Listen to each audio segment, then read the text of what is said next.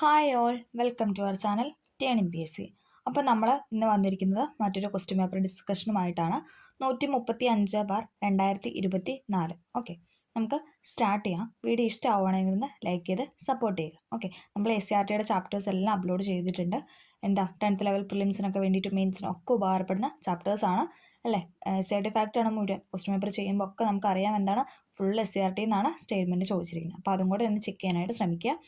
അപ്പോൾ നമുക്ക് സ്റ്റാർട്ട് ചെയ്യാം. ഒന്നാമത്തെ ക്വസ്റ്റ്യൻ, തൃപ്പടിദാനം നടന്ന വർഷം. തൃപ്പടിദാനം നടന്ന വർഷം 1750 ജനുവരി 3. തൃപ്പടിദാനം നടന്ന വർഷമാണ് 1750 ജനുവരി 3. രണ്ടാമത്തെ ക്വസ്റ്റ്യൻ, ഏഴിമല രാജവംശത്തെക്കുറിച്ച് പ്രതിപാദിക്കുന്ന മൂഷകവംശകാവ്യം രചിച്ചത് ആരാണ്? ആരാണ് രചിച്ചത്? ഓപ്ഷൻ ബി അതുലൻ അല്ലേ. മൂഷകവംശകാവ്യം രചിച്ചത് അതുലനാണ്. ഏഴിമല രാജവംശത്തെക്കുറിച്ചാണ് മൂഷകവംശകാവ്യത്തിൽ പ്രതിപാദിക്കുന്നത്. അത് എഴുതിയത് അല്ലെങ്കിൽ രചിച്ചത് ആരാണെന്ന് ചോദിച്ചാൽ അതുലനാണ്. രാഷ്ട്രത്തിന്റെ പുനർനിർമ്മാണത്തിനുള്ള 3 തത്വങ്ങളായ സാൻ മിൻ ചുയി നടപ്പിലാക്കിയ ഭരണാധികാരിയാണ് ചോദിക്കുന്നത്. സന്യാത് സെൻ ആണ്. റിപ്പീറ്റഡ് ക്വസ്റ്റ്യൻ ആണ്. രാഷ്ട്രത്തിന്റെ പുനർനിർമ്മാണത്തിലുള്ള 3 തത്വങ്ങളായ സാൻ മിൻ ചുയി നടപ്പിലാക്കിയ ഭരണാധികാരിയാണ് സന്യാത് സെൻ. അടുത്ത ക്വസ്റ്റ്യൻ, താഴെ പറയുന്നതിൽ ഫ്രഞ്ച് വിപ്ലവവുമായി ബന്ധപ്പെട്ട സംഭവങ്ങൾ ഏതെല്ലാം? താഴെ പറയുന്നതിൽ ഫ്രഞ്ച് വിപ്ലവവുമായി ബന്ധപ്പെട്ട സംഭവങ്ങളാണ് ചോദിച്ചിരിക്കുന്നത്. ടെന്നീസ് കോർട്ട് പ്രതിജ്ഞയുണ്ട്, അതോടൊപ്പം ബാസ്റ്റൈൽ ജയിലിന്റെ പതനമുണ്ട്. 1, 3 ശരി. ആൻസർ ഡി ആണ്. ടെന്നീസ് കോർട്ട് പ്രതിജ്ഞയുണ്ട്, ബാസ്റ്റൈൽ ജയിലിന്റെ പതനവും. ഇത് രണ്ടും എന്താണ്? ഫ്രഞ്ച് വിപ്ലവവുമായി ബന്ധപ്പെട്ട സംഭവങ്ങളാണ്. താഴെ പറയുന്നതിൽ ദാദാഭായ് നവറോജിയുമായി ബന്ധപ്പെട്ട ശരിയായ പ്രസ്താവനകൾ ഏതെല്ലാം? ശരിയായതാണ് ചോദിച്ചിരിക്കുന്നത്. നമുക്ക് നോക്കാം. ലണ്ടൻ ഈസ്റ്റ് ഇന്ത്യ അസോസിയേഷൻ രൂപീകരിച്ചു. ശരിയാണല്ലേ. ലണ്ടൻ ഈസ്റ്റ് ഇന്ത്യ അസോസിയേഷൻ രൂപീകരിച്ചു. 3 തവണ ഇന്റർനാഷണൽ കോൺഗ്രസിന്റെ പ്രസിഡന്റായി. ശരിയാണ്. Poverty and un-British rule in India എന്ന കൃതി രചിച്ചു. അതും ശരിയാണ്. തീവ്രവാദി നേതാവ് ആയിരുന്നില്ല, മിതവാദി നേതാവായിരുന്നു. അത് തെറ്റായിട്ടാണ് അവിടെ കൊടുത്തിരിക്കുന്നത്. ശരിയായതാണ് ചോദിച്ചിരിക്കുന്നത്. 1, 3, 4 ശരി എന്ന് പറയുന്നത്. ലണ്ടൻ ഈസ്റ്റ് ഇന്ത്യ അസോസിയേഷൻ രൂപീകരിച്ചു. 3 തവണ ഇന്റർനാഷണൽ കോൺഗ്രസിന്റെ പ്രസിഡന്റായി. Poverty and un-British rule in India എന്ന കൃതി രചിച്ചു. അടുത്ത ക്വസ്റ്റ്യൻ, നാറ്റോയുടെ പുതിയ സെക്രട്ടറി ജനറലായി ചുമതല ഏൽക്കാൻ പോകുന്നത് ആരാണ്? ഓപ്ഷൻ എ മാർക്ക് റൂട്ടെയാണ്. മാർക്ക് റൂട്ടെയാണ് നാറ്റോയുടെ പുതിയ സെക്രട്ടറി ജനറലായിട്ട് ചുമതല ഏൽക്കാനായിട്ട് പോകുന്നത്. Mark Rutte. മാംഗനീസ് ഉൽപ്പാദനത്തിൽ ഏറ്റവും മുന്നിൽ നിൽക്കുന്ന ഇന്ത്യയിലെ സ്റ്റേറ്റ് ആണ് ചോദിച്ചിരിക്കുന്നത്. ഏതാണ്? Option B ഒഡീഷയാണ്. മാംഗനീസ് ഉൽപ്പാദനത്തിൽ ഏറ്റവും മുന്നിൽ നിൽക്കുന്ന ഇന്ത്യൻ സ്റ്റേറ്റ് ആണ് ഒഡീഷ. അടുത്ത ക്വസ്റ്റ്യൻ, താഴെ തന്നിരിക്കുന്നതിൽ കിഴക്കൻ തീരസമതല പ്രദേശത്തിന്റെ സവിശേഷത. ഇത് നമ്മുടെ SCRT ഫാക്റ്റ് ആണല്ലേ. കിഴക്കൻ തീരതല സമതല പ്രദേശത്തിന്റെ സവിശേഷതയാണ് ചോദിച്ചിരിക്കുന്നത്. ഏതാണ്? ഡെൽറ്റ രൂപീകരണം നടക്കുന്നു. ശരിയാണല്ലേ. ഡെൽറ്റ രൂപീകരണമുണ്ട്, വീതി താരതമ്യേന കൂടുതലാണ്. കായലുകളും അഴിമുകളും കാണപ്പെടുന്നു. അതെവിടെയാണ്? പടിഞ്ഞാറൻ തീരസമതലത്താണ്. പിന്നെ എന്താണ്? താരതമ്യേന വീതി കുറവ്. അതും എവിടെയാണ്? പടിഞ്ഞാറൻ തീരസമതലമാണ്. ചോദിച്ചിരിക്കുന്ന കിഴക്കൻ തീരസമതലമാണ്. എന്താണ്? ഡെൽറ്റ രൂപീകരണം നടക്കുന്നു, വീതി താരതമ്യേന കൂടുതലാണ്. 2ഉം 4ഉമാണ് ഇവിടെ ശരിയാണെന്ന് പറയുന്നത്. ഓപ്ഷൻ സി ആണ് ആൻസർ. താഴെ തന്നിരിക്കുന്ന ശീതജല പ്രവാഹം ഏതാണ്? ഓപ്ഷൻ ഡി പെറു പ്രവാഹമാണ് ശീതജല പ്രവാഹം എന്ന് പറയുന്നത്. പെറു പ്രവാഹമാണ് ശീതജല പ്രവാഹം. ഡോക്ടർ കാറ്റ് എന്നറിയപ്പെടുന്ന പ്രാദേശിക വാദം ഏതാണ്? ഏതാണ്? ഹർമാറ്റൻ ആണല്ലേ. ഡോക്ടർ കാറ്റ് എന്ന അറിയപ്പെടുന്ന പ്രാദേശിക വാദമാണ് ഹർമാറ്റൻ. അടുത്ത ക്വസ്റ്റ്യൻ, വസ്ത്രനിർമ്മാണ രംഗത്ത് യൂണിവേഴ്സൽ ഫൈബർ, SCRT ഫാക്റ്റ് ആണ്, യൂണിവേഴ്സൽ ഫൈബർ എന്നറിയപ്പെടുന്ന നാണ്യവിള ഏതാണ്? ഓപ്ഷൻ സി പരുത്തിയാണ് അല്ലേ. യൂണിവേഴ്സൽ ഫൈബർ എന്നറിയപ്പെടുന്നത് പരുത്തിയാണ്. ചന്ദ്രഗുപ്ത റിഡ്ജ് എവിടെയാണ് സ്ഥിതി ചെയ്യുന്നത്? ചന്ദ്രഗുപ്ത റിഡ്ജ് എവിടെയാണ് സ്ഥിതി ചെയ്യുന്നത്? ഓപ്ഷൻ ബി ഇന്ത്യൻ മഹാസമുദ്രത്തിലാണ്. ഓപ്ഷൻ ബി ഇന്ത്യൻ മഹാസമുദ്രത്തിലാണ് ചന്ദ്രഗുപ്ത റിഡ്ജ് സ്ഥിതി ചെയ്യുന്നത്. ഇന്ത്യൻ മഹാസമുദ്രം. ഹരിത വിപ്ലവത്തിന്റെ നേട്ടങ്ങളിൽ ഉൾപ്പെടുത്താൻ കഴിയാത്തതാണ് ചോദിച്ചിരിക്കുന്നത്. ഏതാണ്? ഭക്ഷ്യധാന്യങ്ങളുടെ വിലവർധനമാണ് ഉൾപ്പെടുത്താൻ കഴിയാത്തത്. വിപണി വെച്ചത്തിലെ വർധനമുണ്ട്, കരുതൽ ശേഖരമുണ്ട്, ഭക്ഷ്യധാന്യങ്ങളുടെ ഉൽപ്പാദനത്തിൽ സ്വയം പര്യാപ്തത. ഇത് 3ഉമാണ് ഹരിത വിപ്ലവത്തിൽ ഉൾപ്പെടുന്നത് എന്ന് പറയുന്നത്. 1991 സാമ്പത്തിക പരിഷ്കാരങ്ങളായ ഉദാരവൽക്കരണം, സ്വകാര്യവൽക്കരണം, ആഗോളവൽക്കരണം എന്നിവയിലേക്ക് നയിക്കാതിരുന്ന ഘടകം തിരിച്ചറിയാനായിട്ട് പറഞ്ഞിരിക്കുന്നത്. ഏതാണ്? ഓപ്ഷൻ സി ആണ്. കാർഷിക ഉൽപ്പാദനത്തിലെ സ്തംഭനാവസ്ഥ അതായിരുന്നു ഇല്ലാന്ന് പറയുന്നത്. വിദേശ നാണ്യകരുതൽ ശേഖരത്തിന് കുറവുണ്ടായിരുന്നു, ആവശ്യ വസ്തുക്കളുടെ വിലവർധന ഉണ്ടായിരുന്നു, ഉയർന്ന ഫിസിക്കൽ കമ്മി ഉണ്ടായിരുന്നു. 1991 സാമ്പത്തിക പരിഷ്കാരങ്ങളായ ഉദാരവൽക്കരണം, സ്വകാര്യവൽക്കരണം, ആഗോളവൽക്കരണം എന്നിവയിലേക്ക് നയിക്കാതിരുന്ന ഘടകമാണ് കാർഷിക ഉൽപ്പാദനത്തിലെ സ്തംഭനാവസ്ഥ. അപ്പം അതിലേക്ക് നയിച്ച ഘടകങ്ങൾ ഏതൊക്കെയാണ്? വിദേശ നാണയ കരുതൽ ശേഖരത്തിലെ കുറവാണ് കേട്ടോ. പിന്നെ അവശ്യ വസ്തുക്കളുടെ വിലവർദ്ധനവ്, ഉയർന്ന ഫിസിക്കൽ കമ്മി. അടുത്ത ക്വസ്റ്റ്യൻ. കേന്ദ്ര സർക്കാർ 2023-24 ബജറ്റിൽ ഉൾപ്പെടുത്തിയ തീരദേശ പ്രദേശങ്ങളിലെ കണ്ടൽക്കാട് സംരക്ഷണ പദ്ധതിയുടെ പേര്. ഇത് കറണ്ട് അഫെയർ ആണ്. മിഷ്ടി പദ്ധതിയാണ് കേട്ടോ. മിഷ്ടി എന്ന പദ്ധതിയാണ് കണ്ടൽക്കാടുമായി ബന്ധപ്പെട്ടത്. കേന്ദ്ര സർക്കാർ 2023-24 ബജറ്റിൽ ഉൾപ്പെടുത്തിയ തീരദേശ പ്രദേശങ്ങളിലെ കണ്ടൽക്കാട് സംരക്ഷണ പദ്ധതിയുടെ പേരാണ് മിഷ്ടി പദ്ധതി. അടുത്ത ക്വസ്റ്റ്യൻ. പഞ്ചവത്സര പദ്ധതികളുടെ പൊതുവായ ലക്ഷ്യങ്ങളെ സംബന്ധിച്ച പ്രസ്താവനയിൽ ശരിയായതാണ് ചോദിച്ചിരിക്കുന്നത്. ഓപ്ഷൻ ഡി ആണ്. 1, 4 ശരിയെന്ന് പറഞ്ഞു. GDPയുടെ വളർച്ചാ നിരക്കാണ് സാമ്പത്തിക വളർച്ച. പിന്നെന്താണ്? നീതിയുടെ അഭാവത്തിൽ സാമ്പത്തിക വളർച്ച നിരർത്ഥകമാണ്. അടുത്ത ക്വസ്റ്റ്യൻ. പണരഹിത സമ്പദ്ഘടനയ്ക്ക് കാരണമാകാത്ത ഘടകം ഏതാണ്? പണരഹിത സമ്പദ്ഘടനയ്ക്ക് കാരണമാകാത്ത ഘടകമാണ് ബാങ്കുകളുടെ ലയനം. ബാങ്കുകളുടെ ലയനം എന്താണ്? പണരഹിത സമ്പദ്ഘടനയ്ക്ക് കാരണം ആകാത്ത ഘടകമാണ്. സാമ്പത്തിക നയപരിഷ്കരണ കാലഘട്ടത്തിൽ കാർഷിക രംഗത്തെ പ്രശ്നങ്ങൾക്ക് കാരണം ആകാത്ത വസ്തുത. എല്ലാം ഇതിനകത്ത് തെറ്റേതാണല്ലോ ചോദിക്കുന്നത്. സാമ്പത്തിക നയപരിഷ്കരണ കാലഘട്ടത്തിൽ കാർഷിക രംഗത്തെ പ്രശ്നങ്ങൾക്ക് കാരണമാകാത്ത വസ്തുത തിരിച്ചറിയാനാണ് പറഞ്ഞത്. GDPയുടെ ഉയർന്ന വളർച്ചാ നിരക്കാണ് ആൻസർ എന്ന് പറഞ്ഞത്.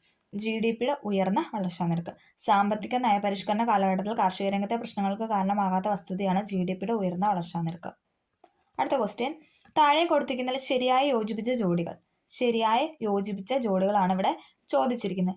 ഏതാണ്? ഓപ്ഷൻ എ ആണ്. 1, 2 മാത്രമാണ് ഇവിടെ ശരിയായിട്ട് കൊടുത്തിരിക്കുന്നത്. ഘടനാപരമായ നീക്കുപോക്ക് പരിപാടി ദീർഘകാലം, ഇറക്കുമതി ചുങ്കം കുറയ്ക്കൽ, വ്യാപാര ഉദാരവൽക്കരണം. അത് രണ്ടുമാണ് ഇവിടെ ശരിയായിട്ട് കൊടുത്തിരിക്കുന്നത്. ഇന്ത്യൻ ഭരണഘടനാ നിർമ്മാണ സമിതിയുമായി ബന്ധപ്പെട്ട പ്രസ്താവനയിൽ തെറ്റായ പ്രസ്താവനയാണ് ചോദിച്ചിരിക്കുന്നത്. ഓപ്ഷൻ സി ആണ്. എ എന്ന് പറയുന്നതാണ് തെറ്റ്. നോക്കാം. HC മുഖർജി നിർമ്മാണ സഭയുടെ വൈസ് പ്രസിഡന്റ് ആയിരുന്നു. ശരിയാണ് അല്ലേ? HC മുഖർജി ആയിരുന്നു ഭരണഘടനാ നിർമ്മാണ സഭയുടെ വൈസ് പ്രസിഡന്റ് എന്ന് പറയുന്നത്.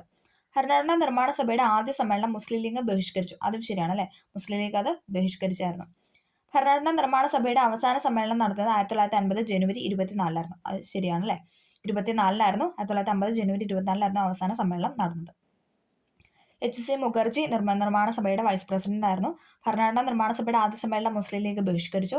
ഭരണഘടനാ നിയമനിർമ്മാണ സഭയുടെ അവസാന സമ്മേളനം നടന്നത് 1950 ജനുവരി 24. 26 അല്ല കേട്ടോ, 24 കറക്റ്റ് പഠിക്കുക. 24. അടുത്ത ക്വസ്റ്റ്യൻ. നമ്മുടെ മൗലിക അവകാശങ്ങളിലെ മതസ്വാതന്ത്ര്യവുമായി ബന്ധപ്പെട്ട് പറയുന്ന പ്രസ്താവന ആരുടേതാണെന്നാണ് ചോദിച്ചിരിക്കുന്നത്. മതസ്വാതന്ത്ര്യമാണ് ചോദിച്ചിരിക്കുന്നത്. ധാരാളം മതങ്ങളുള്ള ഇന്ത്യയെപ്പോലെ ഒരു രാജ്യത്തെ ഗവൺമെന്റിന് ആധുനിക കാലഘട്ടത്തിൽ മതേതരത്തിൽ അധിഷ്ഠിതമല്ലാതെ പ്രവർത്തിക്കാൻ സാധ്യമല്ല. നമ്മുടെ ഭരണഘടന മതേതര സങ്കല്പത്തിൽ അധിഷ്ഠിതമായതും മതസ്വാതന്ത്ര്യം അനുവദിക്കുന്നതുമാണ്. ഇങ്ങനെ പറഞ്ഞതാണ്. ഇത് SCERT എടുത്തേക്കുന്ന അതേപോലെ കോപ്പി ചെയ്തേക്കുന്ന ഒരു കോട്ടാണ് കേട്ടോ. ഇത് പറഞ്ഞേക്കുന്ന ആരാണ്? നമ്മുടെ ആദ്യത്തെ പ്രധാനമന്ത്രിയായ ജവഹർലാൽ നെഹ്റു അല്ലേ? ആദ്യത്തെ ഇന്ത്യൻ പ്രധാനമന്ത്രിയായ ജവഹർലാൽ നെഹ്റു. അടുത്ത ക്വസ്റ്റ്യൻ. ഇന്ത്യൻ ഭരണഘടനാ ഭേദഗതിയുമായി ബന്ധപ്പെട്ട ശരിയായ പ്രസ്താവനയാണ് ചോദിച്ചിരിക്കുന്നത്. ഭാഗം 20 ഭേദഗതിയെക്കുറിച്ച് പ്രതിപാദിക്കുന്നു. ശരിയാണ് അല്ലെ? ഭാഗം 20 പ്രതിപാദിക്കുന്നത്. 368 വകുപ്പ് ഭേദഗതിയുമായി ബന്ധപ്പെട്ടിരിക്കുന്നു. ശരിയാണോ? ശരിയാണല്ലേ? 368 വകുപ്പാണ് ഭേദഗതിയുമായി ബന്ധപ്പെട്ടിരിക്കുന്നത്. ഭരണഘടനാ ഭേദഗതിയുടെ ബില്ല് അവതരിപ്പിക്കേണ്ട ആദ്യം ലോക്സഭയാണ്. അങ്ങനെയൊന്നുമില്ല അല്ലേ? അടുത്ത പോയിന്റ്. ഭരണഘടനയുടെ അടിസ്ഥാന ഘടനയിൽ മാറ്റം വരുത്താൻ പാർലമെന്റിന് അധികാരമില്ല. അത് ശരിയാണ് അല്ലേ? ഭരണഘടന അടിസ്ഥാന ഘടന അല്ലെങ്കിൽ ബേസിക് സ്ട്രക്ചറിൽ മാറ്റം വരുത്താൻ പാർലമെന്റിന് അധികാരമുണ്ടോ? ഇല്ല അല്ലേ? അപ്പോൾ ഈ 3 സ്റ്റേറ്റ്മെന്റാണ് ഇവിടെ ആൻസർ കീയിൽ ശരിയായിട്ട് കൊടുത്തിരിക്കുന്ന ഉത്തരം എന്ന് പറയുന്നത് ബി ആണ്. ABD. 20 പാർട്ട് 20 പ്രതിപാദിച്ചിരിക്കുന്നത്. 368 വകുപ്പ് ഭേദഗതിയുമായി ബന്ധപ്പെട്ടിരിക്കുന്നു. ഭരണഘടനയുടെ അടിസ്ഥാന ഘടനയിൽ മാറ്റം വരുത്താൻ പാർലമെന്റിന് അധികാരം ഇല്ല. താഴെ തന്നിരിക്കുന്ന പ്രസ്താവന ചേരുംപടി ചേർക്കാനാണ് പറഞ്ഞിരിക്കുന്നത്. ഇതും എന്താണ്? ഇത് നമ്മുടെ SCERT ഫാക്റ്റ് ആണ്. നമ്മൾ ചെയ്തിട്ടിട്ടുണ്ട്. ഈ ചാപ്റ്ററൊക്കെ നമ്മൾ ചെയ്തിട്ട ചാപ്റ്റേഴ്സിനാണ് എല്ലാ ക്വസ്റ്റ്യൻസും വന്നിട്ടുള്ളത് അല്ലേ? ഇമ്പോർട്ടൻ്റ് ആയ എല്ലാ ചാപ്റ്റേഴ്സും നമ്മൾ ആഡ് ചെയ്ത് ഇട്ടിട്ടുണ്ട്. അപ്പോൾ ഇതിൽ ഉത്തരം എന്ന് പറയുന്നത് ഏതാണ്? A ആണ് കേട്ടോ. A ആണ് ഉത്തരം. നമുക്ക് നോക്കാം. മനുഷ്യന് ചില അവകാശങ്ങളുണ്ട്, അതിനെ ഹനിക്കാൻ ഒരു ഗവൺമെന്റ് അവകാശമില്ല. ഇങ്ങനെ പറഞ്ഞ ആരാണ്? ജോൺ ലോക്ക് ആണ് അല്ലേ? മനുഷ്യന് ചില അവകാശങ്ങളുണ്ട്, അതിനെ ഹനിക്കാൻ ഒരു ഗവൺമെന്റിനും അധികാരമില്ല എന്ന് പറഞ്ഞത് ജോൺ ലോക്ക്. അടുത്ത ക്വസ്റ്റ്യൻ. സ്വതന്ത്രമായി ജനിക്കുന്ന മനുഷ്യൻ എവിടെയും ചെങ്ങലയിലാണ്. ഇങ്ങനെ അഭിപ്രായപ്പെട്ടത് ആരാണ്? റൂസോ ആണ് അല്ലേ? സ്വതന്ത്രമായി ജനിക്കുന്ന മനുഷ്യൻ എവിടെയും ചെങ്ങലയിലാണ്. റൂസോ ആണ്. എൻ്റെ ജീവിതമാണ് എൻ്റെ സന്ദേശം. അത് നമുക്ക് എല്ലാവർക്കും അറിയാം അല്ലേ? ഗാന്ധിജി. എൻ്റെ ജീവിതമാണ് എൻ്റെ സന്ദേശം. മഹാത്മാ ഗാന്ധി. ഗവൺമെന്റിനെ നിയമനിർമ്മാണം, കാര്യനിർവഹണം, നീതിന്യായം എന്നീ 3 വിഭാഗങ്ങളായി തരംതിരിക്കാം. മോണ്ടസ്ക്യൂ. അങ്ങനെ പറഞ്ഞാലാണ് മോണ്ടസ്ക്യൂ ആണ്. ഗവൺമെന്റിനെ നിയമനിർമ്മാണം, കാര്യനിർവ്വഹണം, നീതിന്യായം എന്നീ 3 വിഭാഗങ്ങളായി തരംതിരിക്കുക എന്ന് പറഞ്ഞതാരാണ്? മോണ്ടസ്ക്യൂ ആണ്. മനുഷ്യന് ചില മൗലിക അവകാശങ്ങളുണ്ട്, അതിനെ ഹരിക്കാൻ ഒരു ഗവൺമെന്റിനും അവകാശമില്ല. ഇങ്ങനെ പറഞ്ഞതാരാണ്? John Locke. സ്വതന്ത്രമായി ജനിക്കുന്ന മനുഷ്യൻ എവിടെയും ശൃംഖലയിലാണ്. ഇങ്ങനെ അഭിപ്രായപ്പെട്ടത് റൂസോ. എന്റെ ജീവിതമാണ് എന്റെ സന്ദേശം എന്ന് പറഞ്ഞത് മഹാത്മാഗാന്ധി. ഗവൺമെന്റിനെ നിയമനിർമ്മാണം, കാര്യനിർവ്വഹണം, നീതിന്യായം എന്നീ 3 വിഭാഗങ്ങളായി തരംതിരിക്കുക എന്ന് പറഞ്ഞത് മോണ്ടസ്ക്യൂ. അടുത്ത ക്വസ്റ്റ്യൻ, 2024 ലോക്സഭാ തിരഞ്ഞെടുപ്പുമായി ബന്ധപ്പെട്ട ശരിയായ പ്രസ്താവന. ശരിയായ പ്രസ്താവനയാണ് ഇവിടെ ചോദിച്ചിരിക്കുന്നത്. നമുക്കൊന്ന് നോക്കാം. കേരളത്തിലെ 2024 ലോക്സഭാ തിരഞ്ഞെടുപ്പ് നടന്നത് 2024 ഏപ്രിൽ 26-നായിരുന്നു. അത് ശരിയാണല്ലേ? കേരളത്തിലെ 2024 ലോക്സഭാ തിരഞ്ഞെടുപ്പ് നടന്ന എന്നായിരുന്നു? 2024 ഏപ്രിൽ 26. 2024 ലോക്സഭാ തിരഞ്ഞെടുപ്പ് വോട്ടെണ്ണൽ നടന്ന, വോട്ടെണ്ണിയത് എന്നാണ്? 2024 ജൂൺ 4. അതും ശരിയാണല്ലേ? 2024 ലോക്സഭാ തിരഞ്ഞെടുപ്പ് വോട്ടെണ്ണൽ നടന്ന 2024 ജൂൺ 4. കേരളത്തിലെ ലോക്സഭാ മണ്ഡലങ്ങളിൽ നിന്നും ഏറ്റവും കൂടുതൽ ഭൂരിപക്ഷം നേടി വിജയിച്ചത് വയനാട്ടിൽ നിന്നും രാഹുൽ ഗാന്ധി ആയിരുന്നു. അതും ശരിയാണല്ലേ? കേരളത്തിലെ ലോക്സഭാ മണ്ഡലങ്ങളിൽ നിന്നും ഏറ്റവും കൂടുതൽ ഭൂരിപക്ഷം നേടി വിജയിച്ചത് വയനാട്ടിൽ നിന്നും രാഹുൽ ഗാന്ധി ആയിരുന്നു.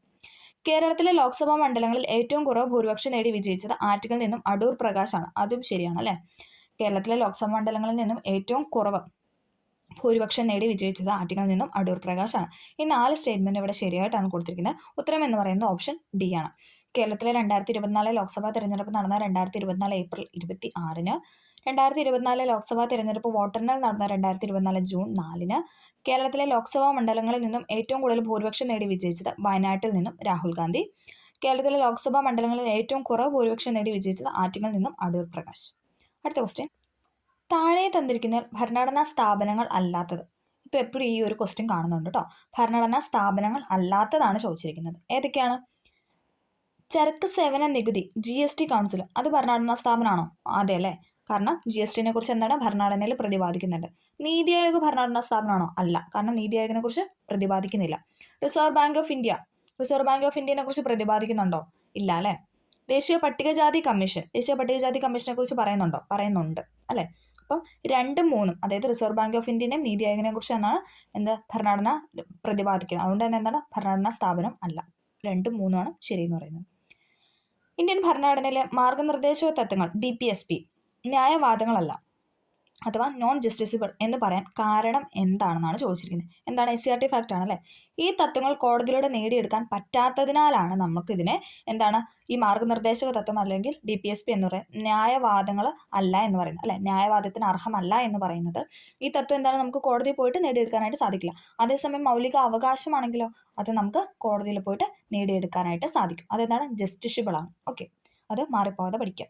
അടുത്ത ക്വസ്റ്റ്യൻ, കേരള സംസ്ഥാന സാക്ഷരതാ മിഷൻ ഇതര സംസ്ഥാന തൊഴിലാളികളെ മലയാള ഭാഷയിൽ സാക്ഷരരാക്കുന്ന പദ്ധതി ഏതെന്ന് കണ്ടെത്തുക. ഏതാണ്? ഓപ്ഷൻ എ ചെങ്ങാതിയാണ് അല്ലേ? കേരള സംസ്ഥാന സാക്ഷരതാ മിഷൻ ഇതര സംസ്ഥാന തൊഴിലാളികളെ മലയാള ഭാഷയിൽ സാക്ഷരരാക്കുക എന്ന പദ്ധതി കൊണ്ടുവന്നു. അത് ഏതാണ് ആ പദ്ധതി എന്നാണ് ചോദിച്ചിരിക്കുന്നത്. ചങ്ങാതിയാണ്. ഓപ്ഷൻ എ ചങ്ങാതി. അടുത്ത ക്വസ്റ്റ്യൻ, കേരളത്തിൽ തെരുവ് നായയുടെ ആക്രമണത്തിന് ഇരയാകുന്നവർക്ക് നഷ്ടപരിഹാരം നൽകാൻ സുപ്രീം കോടതി ഉത്തരവിന്റെ അടിസ്ഥാനത്തിൽ രൂപം നൽകിയ കമ്മിറ്റിയുടെ അധ്യക്ഷനാണ് ചോദിച്ചിരിക്കുന്നത്. ഏതാണ്? Justice Siri Jagan. Option B justice Siri Jagan ആണ് കമ്മിറ്റിയുടെ അധ്യക്ഷൻ എന്ന് പറയുന്നത്. കേരളത്തിൽ തെരുവ് നായയുടെ ആക്രമണത്തിന് ഇരയാകുന്നവർക്ക് നഷ്ടപരിഹാരം നൽകാൻ സുപ്രീം കോടതി ഉത്തരവിന്റെ അടിസ്ഥാനത്തിൽ രൂപം നൽകിയ കമ്മിറ്റിയുടെ അധ്യക്ഷനാണ് justice Siri Jagan. Option B Siri Jagan. അടുത്ത ക്വസ്റ്റ്യൻ, അയ്യൻകാളി നഗര തൊഴിലുറപ്പ് പദ്ധതിയുടെ നിലവിലുള്ള വേതനം എത്ര രൂപയാണ്? എത്രയാണ്? Option D 346, 346. അയ്യങ്കാളി നഗര തൊഴിലുറപ്പ് പദ്ധതിയുടെ നിലവിലുള്ള വേതനമാണ് 346, 346, 346, 346. 2024 തണ്ണീർത്തട ദിനത്തിന്റെ പ്രമേയം കണ്ടെത്തുക. ഏതാണ്? തണ്ണീർത്തടവും മനുഷ്യക്ഷേമവും അല്ലേ? തണ്ണീർത്തടവും മനുഷ്യക്ഷേമവുമാണ് 2024 തണ്ണീർത്തട ദിനത്തിന്റെ പ്രമേയം. 2024 തണ്ണീർത്തട ദിനത്തിന്റെ പ്രമേയമാണ് തണ്ണീർത്തടവും മനുഷ്യക്ഷേമവും. അടുത്ത പോയിന്റ്, ഗ്രാമപഞ്ചായത്തുകൾക്ക് നികുതികൾ ഏർപ്പെടുത്താനും പിരിച്ചെടുക്കാനും അധികാരം നൽകുന്ന ഇന്ത്യൻ ഭരണഘടനയുടെ ആർട്ടിക്കിളാണ് ചോദിച്ചിരിക്കുന്നത്. ഗ്രാമപഞ്ചായത്തുകൾക്ക് നികുതികൾ ഏർപ്പെടുത്താനും പിരിച്ചെടുക്കാനും അധികാരം നൽകുന്ന ഇന്ത്യൻ ഭരണഘടനയുടെ ആർട്ടിക്കിളാണ് ചോദിച്ചിരിക്കുന്നത്. ഏതാണ്? ഓപ്ഷൻ സി ആണ് കേട്ടോ. ആർട്ടിക്കിൾ 243-H ആണ്. 243 എച്ചിലാണ് ഗ്രാമപഞ്ചായത്തുകൾക്ക് നികുതികൾ ഏർപ്പെടുത്താനും പിരിച്ചെടുക്കാനും അധികാരം നൽകുന്ന ഇന്ത്യൻ ഭരണഘടനയുടെ ആർട്ടിക്കിൾ എന്ന് പറയുന്നത് 243 എച്ച് ആണ്. എച്ച്. ഓക്കെ. അടുത്ത ക്വസ്റ്റ്യൻ, കേരള സാമൂഹ്യ സുരക്ഷാ മിഷൻ എൻഡോസൾഫാൻ ദുരിതബാധിതർക്ക് നൽകുന്ന പ്രതിമാസ ധനസഹായ പദ്ധതി. അടുത്ത പദ്ധതിയാണ് ചോദിച്ചിരിക്കുന്നത്. ഏതാണ്? സ്നേഹ സാന്ത്വനം. ഓപ്ഷൻ ഡി സ്നേഹ സാന്ത്വനമാണ് കേരള സാമൂഹ്യ സുരക്ഷാ മിഷൻ എൻഡോസൾഫാൻ ദുരിതബാധിതർക്ക് നൽകുന്ന പ്രതിമാസ ധനസഹായ പദ്ധതിയാണ് സ്നേഹ സാന്ത്വനം. അടുത്ത ക്വസ്റ്റ്യൻ, അയ്യങ്കാളിയുടെ ജീവിത ചരിത്രത്തിലെ ചില പ്രധാന സംഭവങ്ങൾ താഴെ കൊടുത്തിരിക്കുന്നു. ഇതിൽ ശരിയായവ കണ്ടെത്താനാണ് പറഞ്ഞിരിക്കുന്നത്. ഓപ്ഷൻ സി ആണ്, എയും സി ആണ് ശരി എന്ന് പറയുന്നത്. 1893 വില്ലുവണ്ടി യാത്ര, അല്ലേ? നമുക്കറിയാം 1893 അദ്ദേഹം വില്ലുവണ്ടി യാത്ര നടത്തിയത്. 1907 സാധുജന പരിപാലന സംഘം, അല്ലേ? എന്താണ് സാധുജന പരിപാലന സംഘം എന്ന സംഘടന രൂപീകരിച്ചത്. 1893 വില്ലുവണ്ടി യാത്ര നടത്തി സാധുജന പരിപാലന സംഘം 1907 രൂപീകരിച്ചു. അടുത്ത ക്വസ്റ്റ്യൻ, വൃക്കയിൽ പ്രവർത്തിച്ച് ശരീരത്തിന്റെ ജല ലവണ സന്തുലിതാവസ്ഥ നിലനിർത്താനും രക്തസമ്മർദ്ദം ക്രമീകരിക്കാനും സഹായിക്കുന്ന ഹോർമോൺ ഏതാണ്? ഓപ്ഷൻ ബി ആണ്, അൾഡോസ്റ്റിറോൺ ആണ്. വൃക്കയിൽ പ്രവർത്തിച്ച് ശരീരത്തിന്റെ ജലലവണ സന്തുലിതാവസ്ഥ നിലനിർത്താനും രക്തസമ്മർദ്ദം ക്രമീകരിക്കാനുമായി സഹായിക്കുന്ന ഹോർമോൺ ആണ് കേട്ടോ ചോദിച്ചിരിക്കുന്നത്. ഹോർമോൺ ആണ് അൾഡോസ്റ്റിറോൺ. അടുത്ത ക്വസ്റ്റ്യൻ, വീങ്ങൽ പ്രതികരണത്തിന് ആവശ്യമായ രാസവസ്തുക്കൾ ഉൽപ്പാദിപ്പിക്കുന്ന ശ്വേത രക്താണു ഏതാണ്? ഇതും SCRT ഫാക്റ്റ് ആണ്. വീങ്ങൽ പ്രതികരണത്തിന് ആവശ്യമായ രാസവസ്തുക്കൾ ഉൽപ്പാദിപ്പിക്കുന്ന ശ്വേത രക്താണു ആണ് ഇതെന്ന് പറഞ്ഞാൽ ഈസ്നോഫിൽ. ഈസി ആയിട്ട് വീങ്ങി നോർത്താൽ മതി. എന്തെങ്കിലും ഇപ്പോൾ അല്ലേ പെട്ടെന്ന് അലർജി ആവുന്ന ഒരാളെ ഒന്ന് മനസ്സിൽ വിചാരിച്ചിട്ട് ഈസി ആയിട്ട് വീങ്ങി, അല്ലെ പെട്ടെന്ന് അതിങ്ങനെ വീങ്ങി വന്നു അങ്ങനെ ഒന്ന് കണക്ട് ചെയ്യുക. ജസ്റ്റ് കണക്ഷൻ കൂടി പറഞ്ഞതേ ഉള്ളൂ. ഈസി ആയിട്ട് വീങ്ങുക. ഓക്കെ, അപ്പം ഈസ്നോഫിൽ നമുക്ക് കണക്ട് ചെയ്യാം. വീങ്ങൽ പ്രതികരണത്തിന് ആവശ്യമായ രാസവസ്തുക്കൾ ഉൽപ്പാദിപ്പിക്കുന്ന ശ്വേതരക്താണുവാണ് ഈസ്നോഫിൽ. രോഗകാരിയായ സൂക്ഷ്മജീവികളുടെ മരുന്നുകളോടുള്ള അതിജീവന ശേഷിക്കെതിരെ പോരാടാൻ ലക്ഷ്യം വെക്കുന്ന കർമ്മപദ്ധതിയെ KARSAP, Kerala antimicrobial resistance strategic action plan, കേരളത്തിൽ തുടങ്ങിയത്. ഇത് രണ്ടും ഒരേ ചാപ്റ്ററിൽ നിന്ന് ചോദിച്ചിട്ടുള്ള ക്വസ്റ്റൻ ആണ്. അതായത് ഈ വീഗൽ പ്രതികരണം അതോടൊപ്പം ഈ കർസാപ്പിന്റെ ഇതും. ഏതാണ് ഉത്തരം എന്ന് പറയുന്നത്? ഓപ്ഷൻ എ ആണ്, 2018 ഒക്ടോബർ. 2018 ഒക്ടോബറിലാണ് കർസാപ്പ് പദ്ധതി കേരളത്തിൽ തുടങ്ങിയത്. Kerala antimicrobial resistance strategic action plan. അതെന്താണ് ആ പദ്ധതി എന്ന് പറയുന്നത്? രോഗകാരിയായ സൂക്ഷ്മജീവികളുടെ മരുന്നുകളോടുള്ള അതിജീവന ശേഷിക്കെതിരെ പോരാടാൻ ലക്ഷ്യം വെക്കുന്ന കർമ്മ പദ്ധതിയാണ് കർസാപ്പ്. ആദ്യത്തെ കൃത്രിമ വൃക്ക രൂപകൽപ്പന ചെയ്തത് ആരാണ്? Option D doctor William Johan Kolff ആണ്. ആദ്യത്തെ കൃത്രിമ വൃക്ക രൂപകൽപ്പന ചെയ്തത് ഡോക്ടർ വില്യം ജോഹാൻ കോഫ് ആണ്. അടുത്ത ക്വസ്റ്റ്യൻ, ഇന്ദ്രിയാനുഭവങ്ങൾ ഉളവാക്കുകയും ചിന്ത, ബുദ്ധി, ഭാവന, ഓർമ്മ എന്നിവയുടെ കേന്ദ്രവുമായ മസ്തിഷ്ക ഭാഗമാണ് ഏതെന്ന് പറയുന്നത്? സെറിബ്രം എന്ന് പറയുന്നത്. സെറിബെല്ലം അല്ല, സെറിബ്രം ആണ്. Option C cerebrum. ഇന്ദ്രിയാനുഭവങ്ങൾ ഉളവാക്കുവാനും ചിന്ത, ബുദ്ധി, ഭാവന, ഓർമ്മ എന്നിവയുടെ കേന്ദ്രവുമായ മസ്തിഷ്ക ഭാഗമാണ് സെറിബ്രം.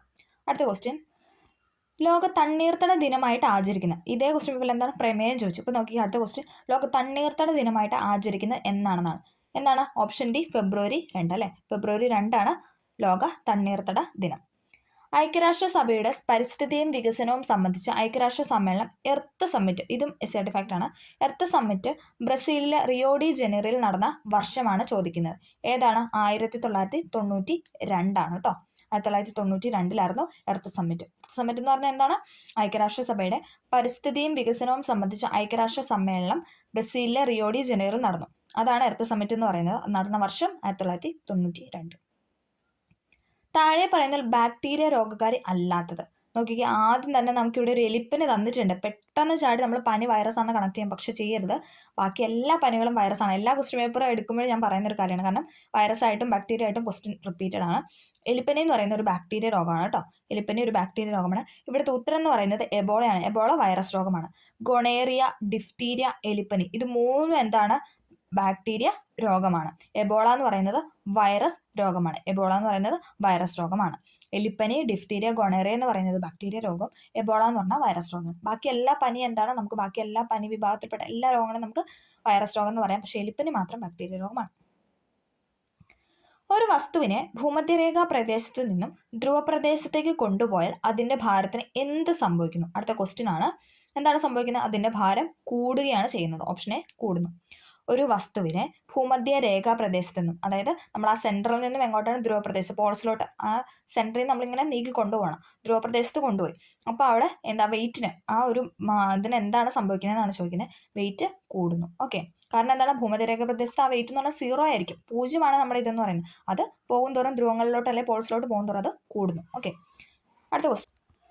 ഒരു ചാലകത്തിലൂടെ വൈദ്യുതി പ്രവഹിക്കുമ്പോൾ ഉൽപ്പാദിക്കപ്പെടുന്ന താപത്തിന്റെ അളവിനെ സംബന്ധിച്ച് താഴെ കൊടുത്ത ശരിയായ പ്രസ്താവനയാണ് ചോദിച്ചിരിക്കുന്നത്. ശരിയായത് ഏതാണ്? 1, 3, 4. ഓപ്ഷൻ ഡി ആണ് കേട്ടോ. നമുക്ക് നോക്കാം. വൈദ്യുത പ്രവാഹത്തിന്റെ അളവ് കൂടുമ്പോൾ താപം കൂടുന്നു. പ്രവാഹത്തിന്റെ അളവ് കൂടുമ്പോൾ എന്താണ്, അവിടെ കിട്ടുന്ന ടെമ്പറേച്ചർ അല്ലെങ്കിൽ താപവും കൂടുന്നു. ചാലകത്തിന്റെ പ്രതിരോധത്തിനെ ആശ്രയിക്കുന്നു. ചാലകം എന്താണ്, അതിന്റെ പ്രതിരോധ റെസിസ്റ്റൻസിനെ ആശ്രയിക്കുന്നു. ചാലകത്തിലൂടെ വൈദ്യുതി പ്രവഹിക്കുന്ന സമയത്തെ ആശ്രയിക്കുന്നത്. സമയവും എന്താണ്, സമയത്തിനെയും ആശ്രയിക്കുന്നുണ്ട്, അതോടൊപ്പം പ്രതിരോധത്തെയും അല്ലെങ്കിൽ റെസിസ്റ്റൻസിനെ ആശ്രയിക്കുന്നുണ്ട്. പിന്നെ എന്താണ്, വൈദ്യുതി പ്രവാഹത്തിന് അളവ് കൂടുമ്പോൾ താപം കൂടുന്നു. അടുത്ത ക്വസ്റ്റ്യൻ. ചികിത്സാ രംഗത്ത് ഉപയോഗിക്കുന്ന എൻഡോസ്കോപ്പ് എന്ന ഉപകരണം പ്രകാശത്തിന്റെ ഏത് പ്രതിഭാസമാണ് ഉപയോഗപ്പെടുത്തുന്നത്? ഏതാണ്? ഓപ്ഷൻ ബി പൂർണ്ണാന്തര പ്രതിഭാസമാണ്. പൂർണ്ണാന്തര പ്രതിപതനമാണ്. ഓപ്ഷൻ ബി പൂർണ്ണാന്തര പ്രതിപതനം. എൻഡോസ്കോപ്പ് എന്ന് പറയുന്നത് പൂർണ്ണാന്തര പ്രതിപതനമാണ്. എർത്ത് റൈസ് പകർത്തിയ 2024 അന്തരിച്ച അപ്പോളോ 8 ചാന്ദ്രദൗത്യ സംഘത്തിലെ അംഗമാണ് ചോദിക്കുന്നത്. ഏതാണ്? ഓപ്ഷൻ എ ആണ്, വില്യം ആൻഡേഴ്സ് ആണ്. ഇതും കറണ്ട് അഫെയർ ആണ്. എർത്ത് റൈസ് പകർത്തിയ 2024 അന്തരിച്ച അപ്പോളോ 8 ചാന്ദ്രദൗത്യ സംഘത്തിന്റെ അംഗമാണ് വില്യം ആൻഡേഴ്സ്. അടുത്ത ക്വസ്റ്റ്യൻ. എക്സ്റേ ഉദ്യമത്തെയും തമോഗർത്തങ്ങളെയും കുറിച്ച് പഠിക്കാൻ 2024 ജനുവരി 1 ISRO വിക്ഷേപിച്ച ശാസ്ത്രീയ ഉപഗ്രഹത്തിന്റെ പേരാണ് ചോദിച്ചിരിക്കുന്നത്. ഓപ്ഷൻ ബി എക്സ്പോസാറ്റ് ആണ്. ഇമ്പോർട്ടൻ്റ് ആണ്, അത് റിപ്പീറ്റ് ചെയ്ത് ചോദിച്ചിട്ടുണ്ട്. എക്സ്റേ ഉദ്യമത്തെയും അതോടൊപ്പം എന്താണ് തമോഗർത്തങ്ങളെയും കുറിച്ച് പഠിക്കാനായിട്ട് 2024 ജനുവരി 1 ISRO വിക്ഷേപിച്ച ശാസ്ത്രീയ ഉപകരണമാണ് എക്സ്പോസാറ്റ്. താഴെ തന്നിരിക്കുന്ന സമവാക്യം ഏത് വാതക നിയമത്തെ സൂചിപ്പിക്കുന്നു? ഇപ്പം നമുക്ക് അല്ലേ സമവാക്യം തന്നിട്ടൊക്കെ ഇപ്പം എന്താണ് ഏത് ലോയാണ് കണ്ടുപിടിക്കാനുള്ള ക്വസ്റ്റ്യൻസ് ഒക്കെ വന്നു തുടങ്ങിയിട്ടുണ്ട്. അപ്പം SCERT-ലുള്ള കാര്യങ്ങളൊക്കെ ഒന്ന് പഠിക്കാനായിട്ട് ശ്രമിക്കുക. ഓക്കെ, താഴെ തന്നിരിക്കുന്ന സമവാക്യം, അതായത് V total is equal to V1 plus V2 plus V3 etc. Vn is equal to sum of Vi എന്നാണ് പറയുന്നത്. I equal to 1 to n Vi എന്നാണ് പറയുന്നത്. ഏതാണ് ആ ലോ എന്ന് പറയുന്നത്? ഓപ്ഷൻ ബി അമഗത്ത് ലോ ആണ്. അമഗത്ത് ലോ. അടുത്തത്, മിന്നൽ ദ്രവ്യത്തിന്റെ ഏത് അവസ്ഥയിലാണെന്നാണ് ചോദിക്കുന്നത്. ഏതാണ്? പ്ലാസ്മയല്ലേ, എല്ലാവർക്കും അറിയാം. മിന്നൽ എന്ന് പറഞ്ഞാൽ പ്ലാസ്മ സ്റ്റേറ്റിലാണ്. തുല്യ എണ്ണം ക്വാർക്കുകളും ആന്റി ക്വാർക്കുകളും ചേർന്ന് നിർമ്മിതമായ ഹാഡ്രോണിക് സബ് അറ്റോമിക് കണിക ഏതാണെന്നാണ് ചോദിക്കുന്നത്. ഉത്തരം എന്ന് പറയുന്നത് മെസോൺ ആണ്. Option B meson. തുല്യ എണ്ണം ക്വാർക്കുകളും ആന്റി ക്വാർക്കുകളും ചേർന്ന് നിർമ്മിതമായ ഹാഡ്രോണിക് സബ് അറ്റോമിക് കണിക ഏതാണെന്ന് ചോദിച്ചാൽ മെസോൺ ആണ്. ഏതു കണങ്ങളെക്കുറിച്ചുള്ള പഠനത്തിനാണ് 2023 രസതന്ത്ര ശാഖയിൽ നൊബേൽ പ്രൈസ് ലഭിച്ചത്? ഏത് കണങ്ങളെക്കുറിച്ചുള്ള പഠനത്തിനാണ് 2023 രസതന്ത്ര ശാഖയിൽ നൊബേൽ സമ്മാനം ലഭിച്ചതെന്നാണ് ചോദിക്കുന്നത്. ഓപ്ഷൻ ബി ക്വാണ്ടം ഡോട്ട്സ് ആണ്. റിപ്പീറ്റഡ് ക്വസ്റ്റ്യൻ ആണ്. 23 24 നൊബേൽ പ്രൈസ് പഠിക്കാതെ പോകരുത്, കാരണം അതിങ്ങനെ മാറി ക്വസ്റ്റ്യൻ പേപ്പറിൽ വരുന്നുണ്ട്. IUPAC സ്ഥാപിതമായ വർഷം. IUPAC സ്ഥാപിതമായ വർഷമാണ് 1919. 19 ഓർത്താൽ മതി. IUPAC സ്ഥാപിതമായ വർഷമാണ് 1919. IUPACയുടെ ഫുൾ ഫോം എന്താണ്? International union of pure and applied chemistry. International union of pure and applied chemistry എന്നാണ് അതിന്റെ ഫുൾ ഫോം. സ്ഥാപിതമായ വർഷം 1919. അടുത്ത ക്വസ്റ്റ്യൻ. മലയാളത്തിലെ പ്രധാന സാഹിത്യകാരന്മാരുടെ പേരുകളും അവരെഴുതിയ ആത്മകഥകളും പേരുകളും ചുവടെ ചേർക്കുന്നു. അതിൽ ചേരുംപടി ചേർക്കാനാണ് പറഞ്ഞിരിക്കുന്നത്. ഉത്തരം എന്ന് പറയുന്നത് സി ആണ്. നമുക്ക് നോക്കാം. ചെറുകാടിന്റെ ഏതാണ്? ജീവിതപാത.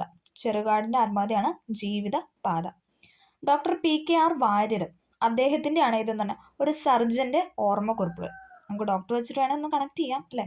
ഒരു സർജന്റെ ഓർമ്മക്കുറിപ്പുകൾ, ഡോക്ടർ PKR വാര്യർ. C കേശവന്റെ ആണ് ജീവിത സമരം. അത് നമ്മുടെ SCERT-ലുള്ളതാണ് അല്ലേ. C കേശവന്റെ ആണ് ജീവിത സമരം. UA ഖാദറിന്റെ ആണ്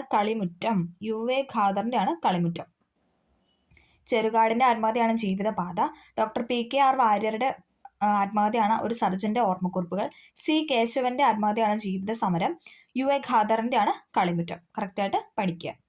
അടുത്ത ക്വസ്റ്റ്യൻ. കൂട്ടത്തിൽ പെടാത്തത് ആരാണ്? ഓപ്ഷൻ ഡി P കുഞ്ഞിരാമൻ നായരാണ്. Okay. C Radhakrishnan, S Harish, Subhash Chandran. ഇതിൽ കൂട്ടത്തിൽ പെടാത്ത വ്യക്തിയാണ് ആയിരുന്നുണ്ട് P കുഞ്ഞിരാമൻ നായർ. അടുത്ത ക്വസ്റ്റ്യൻ. എന്മകജ ഏത് സാഹിത്യ വിഭാഗത്തിലാണ് പെടുന്നത്? എന്മകജ ഏത് സാഹിത്യ വിഭാഗത്തിലാണെന്ന് ചോദിച്ചാൽ നമുക്കറിയാം നോവലാണ് അല്ലേ. എന്മകജ ഏത് സാഹിത്യത്തിലാണ് പെടുന്നതെന്ന് ചോദിച്ചാൽ നോവലാണ്. അടുത്തൊരു വരിയാണ് തന്നിരിക്കുന്നത്. ഈ തറവാടുത്ത ഘോഷണത്തെ പോലെ വൃത്തി കെട്ടിട്ടില്ല മറ്റൊന്ന് മൂഴിയിൽ എന്ന് പറയുന്ന ഒരു 2 വരികളാണ് ഇവിടെ നൽകിയിരിക്കുന്നത്. ഇത് ആരുടെ വരികളാണെന്ന് ചോദിച്ചാൽ ഇടശ്ശേരി ഗോവിന്ദൻ നായരുടെയാണ്. ഇടശ്ശേരി ഗോവിന്ദൻ നായരുടെ വരികളാണ് തന്നിരിക്കുന്നത്. നാടക വിഭാഗത്തിൽപ്പെടുന്ന കൃതികൾ ഏതെല്ലാം? അടുത്ത ചോദിച്ചിരിക്കുന്ന നാടക വിഭാഗത്തിൽപ്പെടുന്ന കൃതികളാണ്. ഏതാണ്? ഓപ്ഷൻ സി ആണ്. 2, 3 ആണ്. ജ്വലനവും രാജസൂയവും എന്താണ്? നാടക വിഭാഗത്തിലാണ്. ജ്വലനം, രാജസൂയം. ഓൾ വി ഇമാജിനാസ് ലൈറ്റ് എന്ന സിനിമയുടെ സംവിധായക ആരാണ്? ഓൾ വി ഇമാജിനാസ് ലൈറ്റ് എന്ന സിനിമയുടെ സംവിധായകനാണ് പായൽ കപാഡിയ. പായൽ കപാഡിയ ഇമ്പോർട്ടൻ്റ് ആണ്. ഓൾ വി ഇമാജിനാസ് ലൈറ്റ് എന്ന സിനിമയുടെ സംവിധായകയാണ് പായൽ കപാഡിയ. അടുത്ത ക്വസ്റ്റ്യൻ, ഖേൽരത്ന അവാർഡ് നേടിയ ആദ്യത്തെ Indian footballer? Option C Sunil ഛേത്രിയാണ്. സുനിൽ ഛേത്രിയാണ് ഖേൽരത്ന അവാർഡ് നേടിയ ആദ്യത്തെ ഇന്ത്യൻ ഫുട്ബോളർ. ഖേൽരത്ന അവാർഡ് നേടിയ ആദ്യത്തെ ഇന്ത്യൻ ഫുട്ബോളറാണ് സുനിൽ ഛേത്രി. അടുത്ത ക്വസ്റ്റ്യൻ, ഓപ്പറേറ്റിംഗ് സിസ്റ്റവുമായി ബന്ധപ്പെട്ട് ശരിയായ പ്രസ്താവന ഏതാണ്? ഓപ്ഷൻ ബി 1, 2 ആണ് ഇവിടെ ശരിയായിട്ട് കൊടുത്തിരിക്കുന്നത്. കമ്പ്യൂട്ടർ ഹാർഡ് ഡിസ്കിൽ നിന്ന് ലോഡ് ചെയ്യുന്ന ആദ്യത്തെ പ്രോഗ്രാമാണ് ഓപ്പറേറ്റിംഗ് സിസ്റ്റം. അത് ശരിയാണ്. സിസ്റ്റം ഷട്ട് ഡൗൺ ആകുന്നത് വരെ മെമ്മറിയിൽ വസിക്കുന്നു. സിസ്റ്റം ഷട്ട് ഡൗൺ ആയിക്കഴിഞ്ഞാൽ എന്താണ്? പിന്നെ അതെല്ലാം മെമ്മറിയിൽ നിന്ന് പോകുന്നു. ഓക്കെ, കമ്പ്യൂട്ടർ ഹാർഡ് ഡിസ്കിൽ നിന്ന് ലോഡ് ചെയ്യുന്ന ആദ്യത്തെ പ്രോഗ്രാമാണ് ഓപ്പറേറ്റിംഗ് സിസ്റ്റം. പിന്നെ എന്താണ്? ഷട്ട് ഡൗൺ ചെയ്ത് കഴിഞ്ഞാൽ എന്താണ്? ആ മെമ്മറിയിൽ നിന്ന് അത് പോകുന്നു. ഓക്കെ, കാർബൺ പകർപ്പുകൾ നിർമ്മിക്കാൻ കഴിയുന്ന പ്രിന്റർ ഏതാണ്? കാർബൺ പകർപ്പുകൾ നിർമ്മിക്കാൻ ഉപയോഗിക്കുന്ന പ്രിന്ററാണ് dot matrix printer. Dot matrix പ്രിന്ററാണ് കാർബൺ പകർപ്പുകൾ നിർമ്മിക്കാൻ, അതായത് കാർബൺ കോപ്പി എന്നൊക്കെ നമ്മൾ പറയില്ലേ, അതാണ് സംഭവം. കാർബൺ കോപ്പി നിർമ്മിക്കാനായിട്ട് ഉപയോഗിക്കുന്ന പ്രിന്ററാണ് ഡോട്ട് മെട്രിക്സ് പ്രിന്റർ. വ്യക്തികൾക്കെതിരെയുള്ള സൈബർ കുറ്റകൃത്യങ്ങളിൽ പെടാത്തതാണ് ഇവിടെ ചോദിച്ചിരിക്കുന്നത്. ഏതാണ്? ഓപ്ഷൻ ഡി ക്രെഡിറ്റ് കാർഡ് തട്ടിപ്പ് എന്ന് പറയുന്ന വ്യക്തികൾക്കെതിരെയുള്ള അല്ല. സ്വകാര്യ വിവരങ്ങളുടെ മോഷണം, ആൾമാറാട്ടവും വഞ്ചനയും ശല്യപ്പെടുത്തൽ, ഇതൊക്കെ എന്താണ്? വ്യക്തികൾക്കെതിരെയുള്ള സൈബർ കുറ്റകൃത്യത്തിൽ പെടും. പക്ഷേ ക്രെഡിറ്റ് കാർഡ് അതിൽ പെടുന്നില്ല. ആൻഡ്രോയിഡ് ഉപയോക്താക്കൾക്ക് അടുത്തിടെ ഇന്ത്യ ഗവൺമെൻറ് മുന്നറിയിപ്പ് നൽകുക ഡാം എന്നത് എന്താണെന്നാണ് ചോദിക്കുന്നത്. ഏതാണ്? അതൊരു തരം മാൽവെയർ ആണ്. Option A malware. ആൻഡ്രോയിഡ് ഉപയോക്താക്കൾക്ക് അടുത്തിടെ ഇന്ത്യ ഗവൺമെൻറ് മുന്നറിയിപ്പ് നൽകിയ ഡാം, DAM എന്ന് പറയുന്ന ഡാം എന്നത് എന്താണെന്ന് ചോദിച്ചാൽ അതൊരു മാൽവെയർ ആണ്. ഏത് കമ്പനിയാണ് വാട്സോണക്സ് AI ആരംഭിച്ചത്? വാട്സോണക്സ് AI ആരംഭിച്ചത് ഏത് കമ്പനിയാണെന്നാണ് ചോദിക്കുന്നത്. IBM ആണ് കേട്ടോ. IBM കമ്പനിയാണ് വാട്സോണക്സ് AI ആരംഭിച്ചത്. അടുത്ത ക്വസ്റ്റ്യൻ, വിവരാവകാശ നിയമം 2005 പ്രകാരം ഏത് സാഹചര്യത്തിലാണ് വിവരങ്ങൾ നൽകാനുള്ള സമയപരിധി 48 മണിക്കൂറായി കുറയ്ക്കാൻ കഴിയുക? ഏതാണ്? ഓപ്ഷൻ ബി ആണ് അല്ലേ? ഓപ്ഷൻ ബി ആണ്. വിവരങ്ങൾ ഒരു വ്യക്തിയുടെ ജീവിതത്തെയും സ്വാതന്ത്ര്യത്തെയും സംബന്ധിച്ചതാണെങ്കിൽ എന്താണ്? ആ വിവരം 48 മണിക്കൂറിനുള്ളിൽ ലഭിക്കണം അല്ലെ? ഉത്തരം കൊടുക്കണം എന്നാണ് പറയുന്നത്. 48 മണിക്കൂറിനുള്ളിൽ കൊടുക്കണം എന്ന് പറഞ്ഞാൽ എന്താണ്? വിവരങ്ങൾ ഒരു വ്യക്തിയുടെ ജീവിതത്തെ അല്ലെങ്കിൽ സ്വാതന്ത്ര്യത്തെ സംബന്ധിച്ചതാണെങ്കിൽ. ഉപഭോക്തൃ സംരക്ഷണ നിയമം 2019 ഇനി പറയുന്നത് എന്തിനെയാണ് മാറ്റി സ്ഥാപിച്ചതെന്നാണ് ചോദിക്കുന്നത്. ഓപ്ഷൻ ബി ആണ്. ഉപഭോക്തൃ സംരക്ഷണ നിയമം 1986. ആ ഡേറ്റ് ആണ് ചോദിക്കുന്നത്. 86 ഉപഭോക്തൃ സംരക്ഷണ നിയമമാണ് മാറ്റി 2019. ഇപ്പം 86 നിയമം ഇല്ല കേട്ടോ. ഇപ്പം നിലവിലുള്ളത് 2019 ഉപഭോക്തൃ സംരക്ഷണ നിയമമാണ്. അടുത്ത ക്വസ്റ്റ്യൻ, പൗരാവകാശ സംരക്ഷണ നിയമം 1955. പൗരാവകാശ സംരക്ഷണ നിയമം 1955 ഏത് തരത്തിലുള്ള വിവേചനത്തെയാണ് പ്രത്യേകമായി ലക്ഷ്യമിടുന്നതെന്നാണ് ചോദിക്കുന്നത്. ഏതാണ്? തൊട്ടുകൂടായ്മയുടെ അടിസ്ഥാനത്തിലുള്ള വിവേചനം അല്ലെ? ആർട്ടിക്കിൾ 17. തൊട്ടുകൂടായ്മ നമ്മൾ പറഞ്ഞ അയിത്തത്തിനെതിരെയുള്ള ആർട്ടിക്കിളാണ് എന്താണ്? ആർട്ടിക്കിൾ 17. തൊട്ടുകൂടായ്മയുടെ അടിസ്ഥാനത്തിലുള്ള വിവേചനം എന്ന് പറയുന്നത് പൗരാവകാശ സംരക്ഷണ നിയമം 1955 ഓക്കെ. ഇന്ത്യൻ ഭരണഘടന ഏത് ആർട്ടിക്കിൾ പ്രകാരമാണ് ദേശീയ പട്ടികജാതി കമ്മീഷൻ സ്ഥാപിതം ആയത്? ഏതാണ്? ഓപ്ഷൻ എ ആണല്ലേ? ആർട്ടിക്കിൾ 338. ഇനി പട്ടിക വർഗ്ഗമാണെങ്കിലോ 338A ആണ്. 338A പ്രകാരമാണ് പട്ടിക വർഗ്ഗം വന്നത്. പക്ഷെ പട്ടികജാതി ചോദിച്ച ഏതാണ്? 338 ആണ്. വിവരാവകാശ നിയമത്തിലെ ഏത് വകുപ്പ് പ്രകാരമാണ് കേന്ദ്ര സംസ്ഥാന തലങ്ങളിൽ വിവരാവകാശ കമ്മീഷനുകൾ രൂപീകരിച്ചിരിക്കുന്നത്? അതായത് കേന്ദ്ര തലത്തിലും സംസ്ഥാന തലത്തിലും നമുക്ക് വിവരാവകാശ കമ്മീഷൻ ഉണ്ട്. അത് ഏത് വകുപ്പ് പ്രകാരമാണ് രൂപീകരിച്ചതെന്നാണ് ചോദിച്ചിരിക്കുന്നത്. അതെന്താണ്? ആർട്ടിക്കിൾ അല്ലെങ്കിൽ സെഷൻ 12, 15. കേന്ദ്രമാണെങ്കിൽ സെഷൻ 12, സ്റ്റേറ്റ് ആണെങ്കിൽ സെഷൻ 15. ഓക്കെ.